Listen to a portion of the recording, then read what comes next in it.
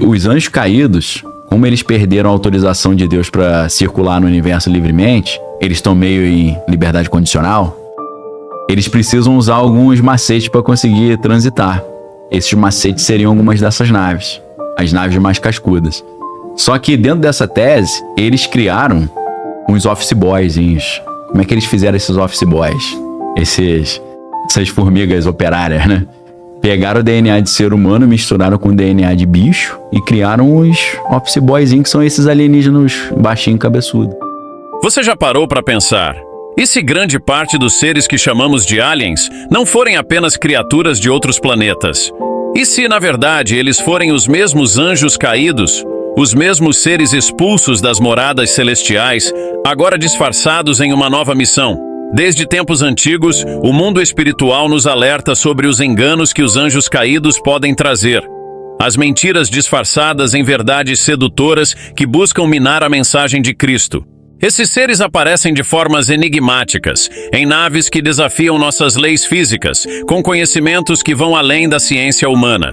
Eles trazem uma mensagem diferente, falam de um conhecimento superior, uma nova espiritualidade, algo que parece mais uma tentativa de nos afastar do Evangelho. Lembre-se, Jesus já nos deu tudo o que precisamos saber.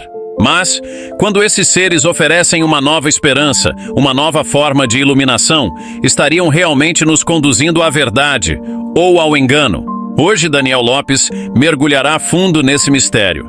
Ele vai explorar se esses seres podem ser os mesmos que, há milênios, tentaram destruir a humanidade e distorcer a palavra de Deus. Prepare-se para uma jornada desafiadora que poderá mudar a sua visão sobre o sobrenatural. Afinal, o que está por trás desses encontros misteriosos? Vamos descobrir juntos. Existe a vida alienígena? Eu creio que existe. Em que sentido? Eu sou cristão, né, pô? Então, os anjos foram criados na Terra? Pra mim, que acredito que anjo existe? Não. Eles foram criados antes do planeta Terra. Então, anjo não é terrestre, é extraterrestre nesse sentido. Só que, pô, o anjo não é aquele gordinho com cabelinho encaixado tocando harpa na nuvem, né? Porra, não me conta isso aquele não, cupidozinho, né? Ah, sacanagem. Quebrou a firma, né? Pô, eu achava maneiro, pô. Tu era show de bola, né? Uma galera desse pessoal aí brigou com Deus e saiu fora. Ó, a gente agora vai montar uma rebelião aqui.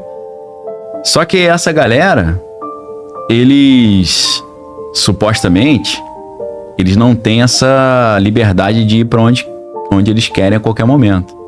Então, agora eu já entrei numa teoria de um americano loucaço chamado William Schnoebelen, e esse livro não tem em português, chama Space Invaders, Invasores Espaciais, é o nome até de um videogame famoso, anos 80, né?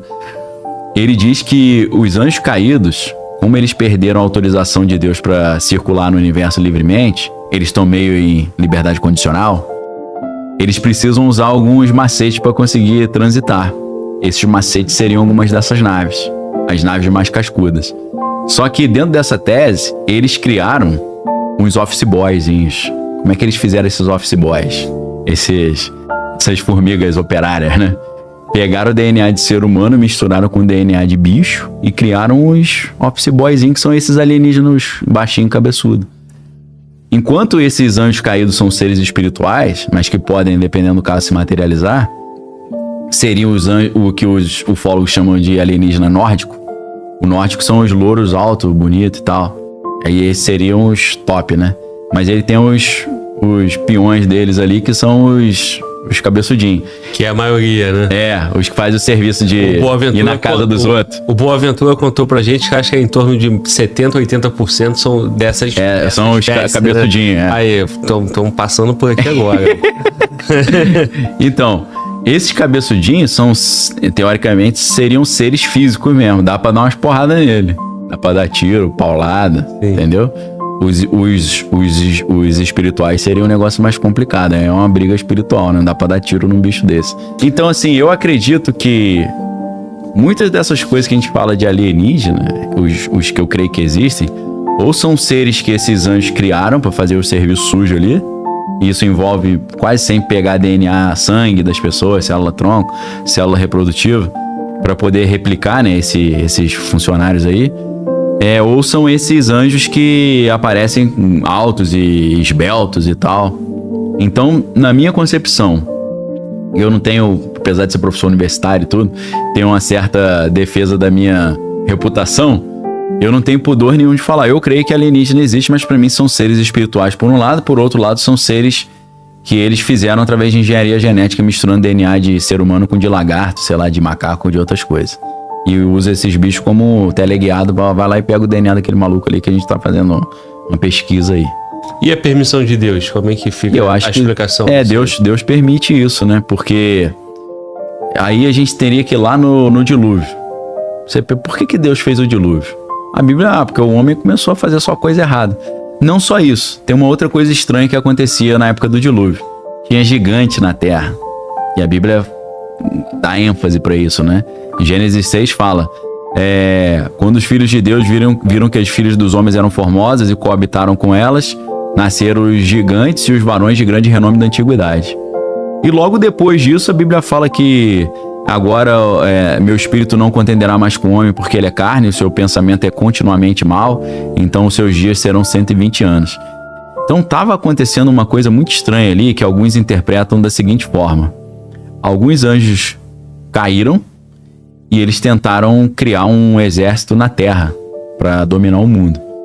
Mas para isso, o que eles fizeram? Aí já é piração total, tá? Eles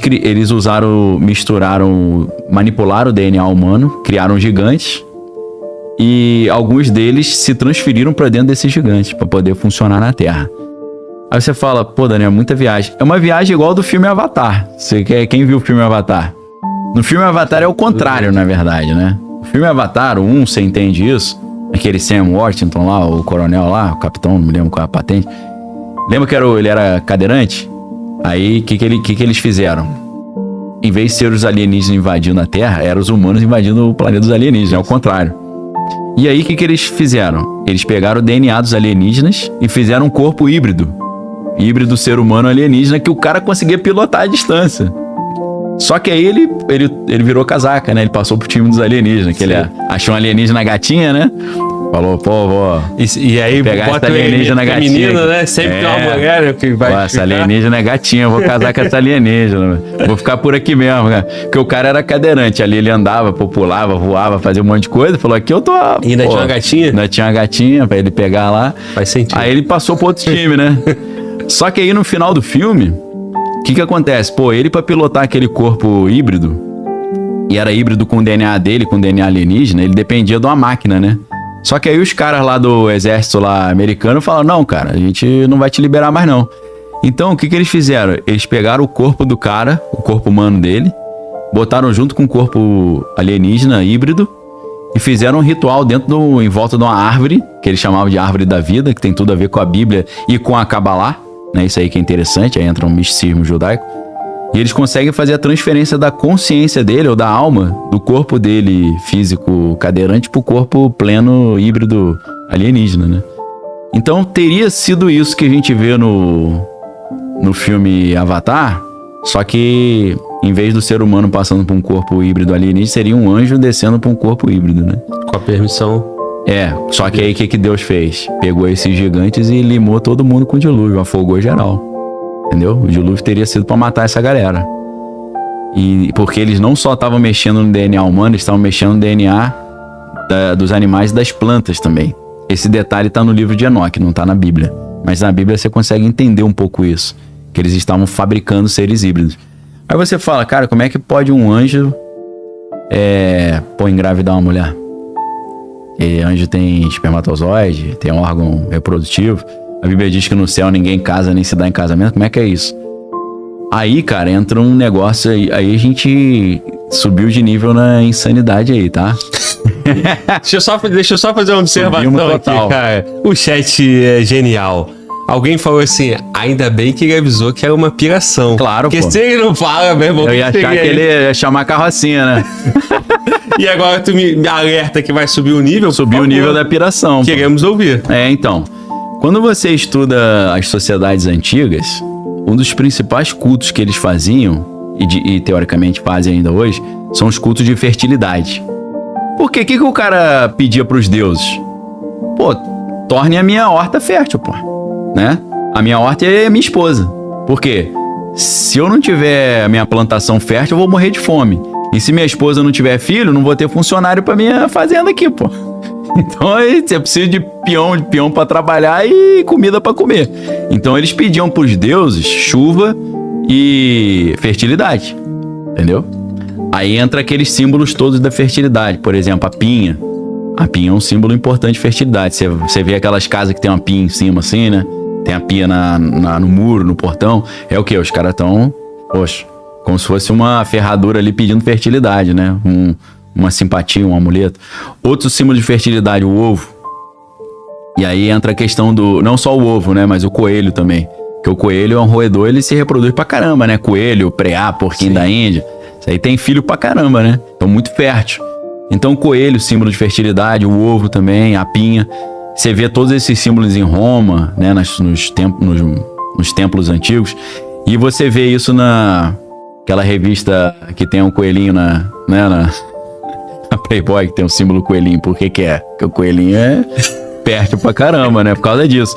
E entra junto o coelhinho da Páscoa, pô. Que parada é essa do coelhinho da Páscoa que traz ovo de Páscoa, esse coelho não bota ovo, pô? De onde que vem isso? Porra. É porque nessa época eram os ritos de busca de fertilidade. Então era o coelho e o ovo. Aí virou um ovo de chocolate que o coelho traz. Você fala, pô, coelho não bota ovo, pô. Era porque eles eram uma época de festa de pedir fertilidade. Sim. Agora, como é que eram essas festas? Essas festas eram bacanas, né? Aí entrou as bacanalhas, né? Os bacanais. Aham. Como é que era a festinha básica? O cara pegava a esposa nesse dia específico e falava, ó, vamos pedir pros deuses pra nossa plantação ser fértil, vamos. Aí eles iam pra plantação lá, pro terreno, e eles faziam uns rituais e depois o cara chegava junto na esposa lá, pra profetizar fertilidade naquilo ali. Então, num cenário mais domiciliar, era o cara tendo relação com a esposa deitado ali na plantação. Num cenário mais coletivo, era o pega geral. Aí era o que na Grécia chamava de rito de Eleusis, o mistério de Eleusis, e em Roma eram as Saturnálias ou as Bacanalhas também, por causa do deus Baco, né? Sim. Que é o deus do vinho. Então, o que eles faziam? Faziam um ritualzão lá, e era pegação geral tipo uma festa da fertilidade, né?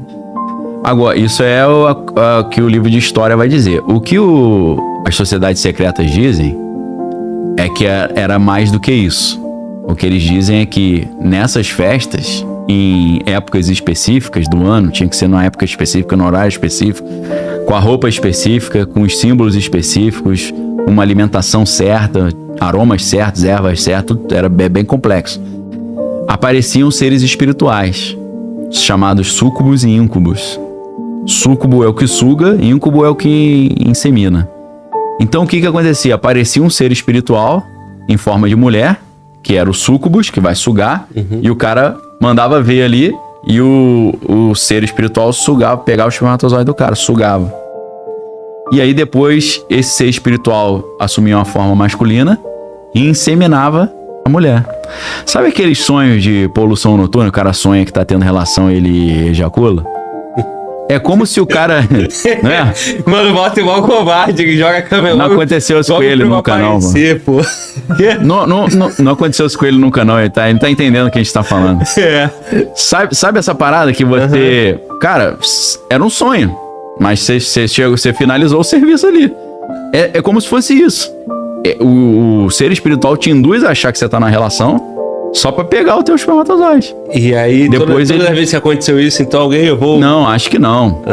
O próprio corpo, ele chega a hora que ele precisa expelir, né? Se o cara tiver muito tempo ali só acumulando, ele tem que... Acho que a própria mente arruma um jeito de liberar o serviço, né? Então, parada fisiológica, né? Fisiológica.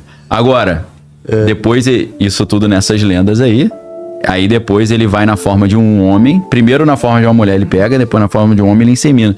Seria uma inseminação artificial. Dentro do ocultismo, aí a gente tá falando de Aleister Crowley, ele chama esse neném que nasce disso de criança da lua, ou Moon Child.